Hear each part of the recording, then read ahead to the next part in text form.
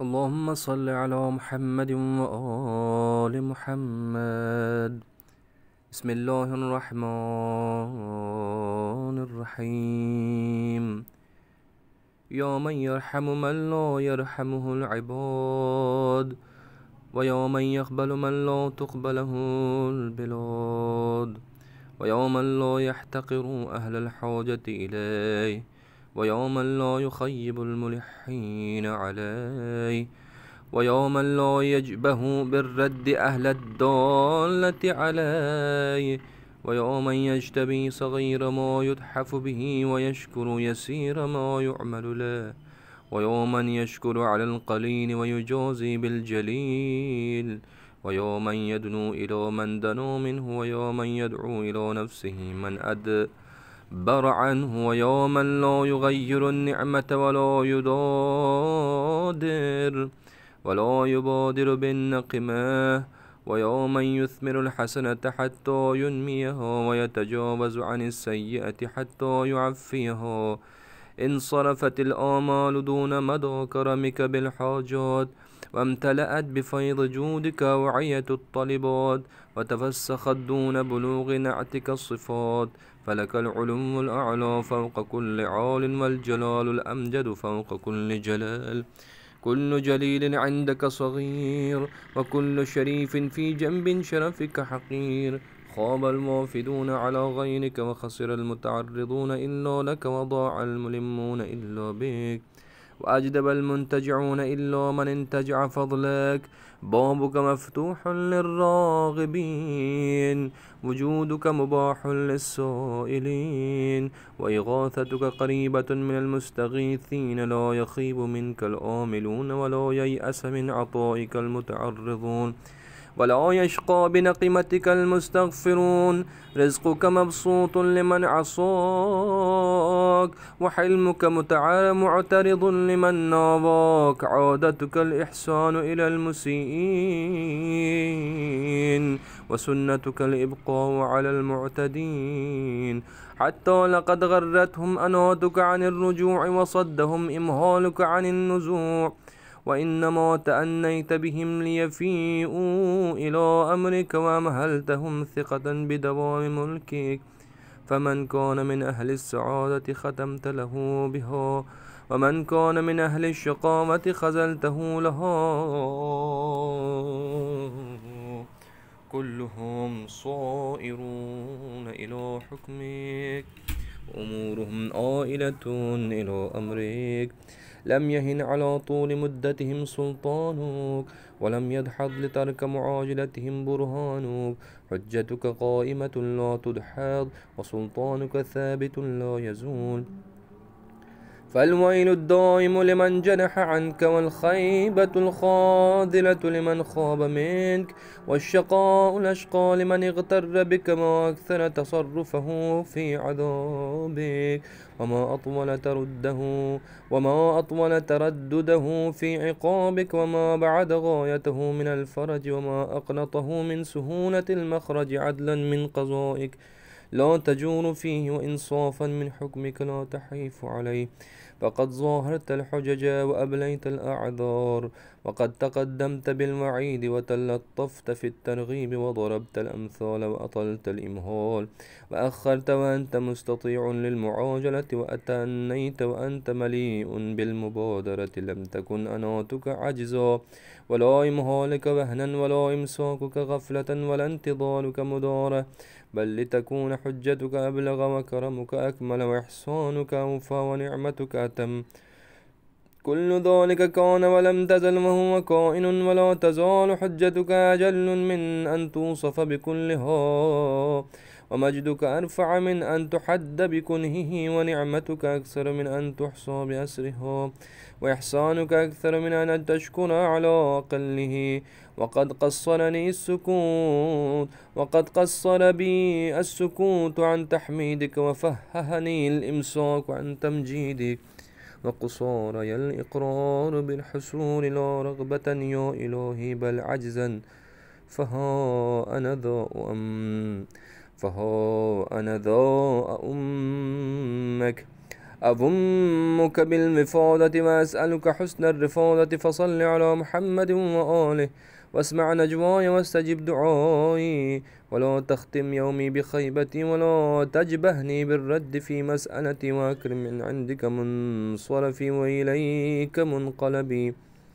إنك غير ضائق بما تريد ولا عاجز عما تسأل وأنت على كل شيء قدير ولا حول ولا قوة إلا بالله العلی العظیم۔ اے وہ جو ایسے شخص پر رحم کرتا ہے جس پر بندے رحم نہیں کرتے، اے وہ جو ایسے گنہگار کو قبول کرتا ہے جسے کوئی قطع زمین اس کے گناہوں کے باعث قبول نہیں کرتا، اے وہ جو اپنے حاجت مند کو حقیر نہیں سمجھتا، اے وہ جو گڑ گڑانے والے کو ناکام نہیں پھیرتا، اے وہ جو نازش بے جا کرنے والے کو ٹھکراتا نہیں، اے وہ جو چھوٹے سے چھوٹے تحفے کو بھی پسندیدگی کی نظروں سے دیکھتا ہے اور جو معمولی سے معمولی عمل اس کے لیے بجا لایا گیا ہو اس کی جزا دیتا ہے، اے وہ جو اس سے قریب ہو وہ اس سے قریب ہوتا ہے، اے وہ کہ جو اس سے روگردانی کرے اسے اپنی طرف بلاتا ہے، اور اے وہ جو نعمت کو بدلتا نہیں اور نہ سزا دینے میں جلدی کرتا ہے، اے وہ جو نیکی کے نہال کو برابر کرتا ہے تاکہ اسے بڑھا دے اور گناہوں سے درگزر کرتا ہے تاکہ انہیں ناپید کر دے۔ امیدیں تیری سرحد کرم چھونے سے پہلے کامران ہو کر پلٹ آئیں اور طلب و آرزو کے ساغر تیرے فیضان جود سے چھلک اٹھیں اور صفتیں تیرے کمال ذات کی منزل تک پہنچنے سے درماندہ ہو کر منتشر ہو گئیں، اس لیے کہ بلند ترین رفعت جو ہر کنگرہ بلند سے بالا تر ہے اور بزرگ ترین عظمت جو ہر عظمت سے بلند تر ہے تیرے لیے مخصوص ہے۔ بزرگ ترین شرف کے مقابلے میں حقیر ہے جنہوں نے تیرے غیر کا رخ کیا وہ ناکام ہوئے، جنہوں نے تیرے سوا دوسروں سے طلب کیا وہ نقصان میں رہے، جنہوں نے تیرے سوا دوسروں کے ہاں منزل کی وہ تباہ ہوئے، جو تیرے فضل کے بجائے دوسروں سے رزق و نعمت کے طلبگار ہوئے وہ قحط و مصیبت سے دو چار ہوئے۔ تیرا دروازہ طلبگاروں کے لیے واہ ہے اور تیرا وجود و کرم سائروں کے لیے عام ہے۔ تیری فریاد رسی داد خواہوں سے نزدیک ہے، امیدوار تجھ سے محروم نہیں رہتے اور طلبگار تیری عطا و بخشش سے مایوس نہیں ہوتے، اور مغفرت چاہنے والے پر تیرے عذاب کی بدبختی نہیں آتی۔ تیرا خوان نعمت ان کے لیے بھی بچھا ہوا ہے جو تیری نافرمانی کرتے ہیں، اور تیری بردباری ان کے بھی آڑے آتی ہیں جو تجھ سے دشمنی رکھتے ہیں۔ بروں سے نیکی کرنا تیری روش اور سرکشوں پر مہربانی کرنا تیرا طریقہ ہے، یہاں تک کہ نرمی و حلم نے انہیں حق کی طرف رجوع ہونے سے غافل کر دیا، اور تیری دی ہوئی مہلت نے انہیں اجتناب معاصی سے روک دیا، حالانکہ تو نے ان سے نرمی اس لیے کی تھی کہ وہ تیرے فرما کی طرف پلٹ آئے، اور مہلت اس لیے دی تھی کہ تجھے اپنے تسلط و اقتدار کے دوام پر اعتماد تھا کہ جب چاہے انہیں اپنے گرفت میں لے سکتا ہے۔ اب جو خوش نصیب تھا اس کا خاتمہ بھی خوش نصیبی پر کیا، اور جو بد نصیب تھا اسے ناکام رکھا۔ وہ خوش نصیب ہوں یا بد نصیب سب کے سب تیرے حکم کی طرف پلٹنے والے ہیں، اور ان کا مال تیرے امر سے وابستہ ہے۔ ان کی طویل مدت مہلت سے تیری دلیل و حجت میں کمزوری رونما نہیں ہوتی، جیسے اس شخص کی دلیل کمزور ہو جاتی ہے جو اپنے حق کے حاصل کرنے میں تاخیر کرے، اور فوری گرفت کو نظر انداز کرنے سے تیری حجت و برہان باطل نہیں قرار پائے کہ یہ کہا جائے کہ اگر اس کے پاس اس کے خلاف دلیل و برہان ہوتی تو وہ مہلت کیوں دیتا۔ تیری حجت برقرار ہے جو باطل نہیں ہو سکتی، اور تیری دلیل محکم ہے جو زائل نہیں ہو سکتی، لہٰذا دائمی حسرت و اندوہ اسی شخص کے لیے ہیں جو تجھ سے روگرداں ہوا، اور رسوا کن نامرادی اسی کے لیے جو تیرے ہاں سے محروم رہا، اور بدترین بدبختی اسی کے لیے ہے جس نے تیری چشم پوشی سے فریب کھایا۔ ایسا شخص کس قدر تیرے عذاب میں الٹے پلٹے کھاتا اور کتنا طویل زمانہ تیرے عقاب میں گردش کرتا رہے گا، اور اس کی رہائی کا مرحلہ کتنی دور اور بآسانی نجات حاصل کرنے سے کتنا مایوس ہوگا۔ یہ تیرا فیصلہ عذروں یہ عدل ہے جس میں ذرا بھی ظلم نہیں کرتا، اور تیرا یہ حکم مبنی بر انصاف ہے جس میں اس پر زیادتی نہیں کرتا، اس لیے کہ تو نے پے در پہ دلیلیں قائم اور قابل قبول حجتیں آشکارا کر دی ہیں،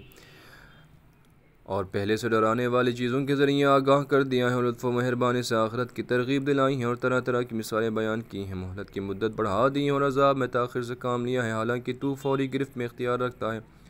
اور نرمی و مدارات سے کام لیا ہے، باوجود کہ تو تعجیل کرنے میں قادر تھا۔ یہ نرم روی عاجزی کی بنا پر اور مہلت دہی کمزوری کی وجہ سے نہ تھی، اور نہ عذاب میں توقف کرنا غفلت و بے خبری کے باعث، اور نہ تاخیر کرنا نرمی و ملاطفت کی بنا پر تھا، بلکہ اس لیے تھا کہ تیری حجت ہر طرح سے پوری ہو، تیرا کرم کامل تر، تیرا احسان فراواں اور تیری نعمت تمام تر ہو۔ یہ تمام چیزیں تھیں اور رہیں گی، در حالانکہ تو ہمیشہ سے اور ہمیشہ رہے گا، تیری حجت اس سے بالاتر ہے کہ اس کے تمام گوشوں کو پوری طرح بیان کیا جا سکے، اور تیری عزت و بزرگی اس سے بلند تر ہے کہ اس کی کنہوں یا حقیقت کی حدیں قائم کی جائیں، اور تیری نعمتیں اس سے فزوں تر ہیں کہ ان سب کا شمار ہو سکے، اور تیرے احسانات اس سے کہیں زیادہ تر ہیں کہ ان میں کے ادنے احسان پر بھی تیرا شکریہ ادا کیا جا سکے۔ میں تیری حمد و سپاس سے عاجز اور درماندہ ہوں، گویا خاموشی نے تیری پیدر پہ حمد و سپاس سے مجھے ناتواں کر دیا، اور توقف نے تیری تمجید و ستائش سے مجھے گنگ کر دیا ہے، اور اس سلسلے میں میری توانائی کی حد یہ ہے کہ اپنے درماندگی کا اعتراف کروں۔